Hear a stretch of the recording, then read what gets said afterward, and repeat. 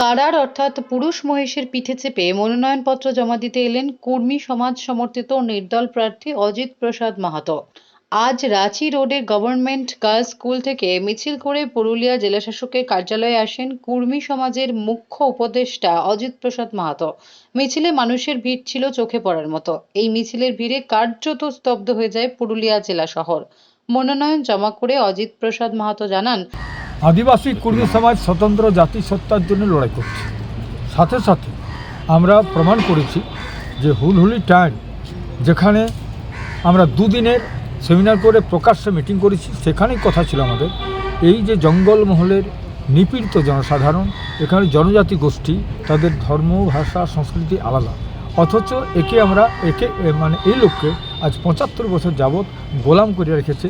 মানে high class party, যেমন কংগ্রেস হোক, চাই টিএমসি হোক, চাই যে কোনো পার্টি, এরা আমাদেরকে কী করেছে না, এরা আমাদেরকে ব্যবহার করছে আর ব্যবহার করে ছুঁড়ে দেয়। তাই আমরা আমাদের ভাষা, ধর্ম, সংস্কৃতি এই জঙ্গলমহলের লোকের কী করে বাঁচবে, এই জন্যে আমি অভিনব কায়দায়, অর্থাৎ আমাদের মোরগ লড়াই হয়, এখানে কাড়া লড়াই হয়, অথচ কাড়া লড়াইকে এখানে আভিজাত্যের নামে কিছু লোক নাক ছিটকায়, ঘৃণা করে। তা আমি চাচ্ছি সেইটাই, যে সংস্কৃতি ঘৃণা করা হয়, অথচ এখানে আবেগ একটা আছে, এই আবেগকে আজকে এরা অস্বীকার করছে। তাই আমি আদিবাসী কুর্মী সমাজের পক্ষ থেকে আজ সারা জঙ্গলমহলের নিজেকে রিপ্রেজেন্ট করতে চাই এবং নিজেকে আজকে আমি একজন হতে চাই এবং আমার দ্বারা সবাইকে লড়াইয়ের সাথী হিসাবে পেতে চাই।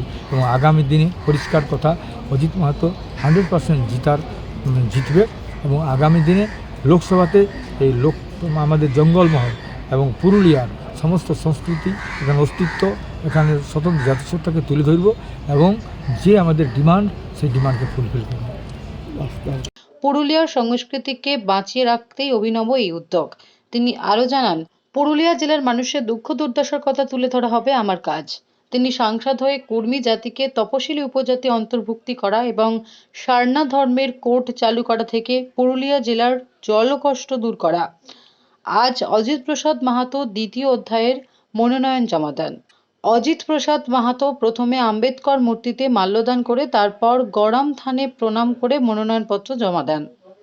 Bureau report, D Bangla news.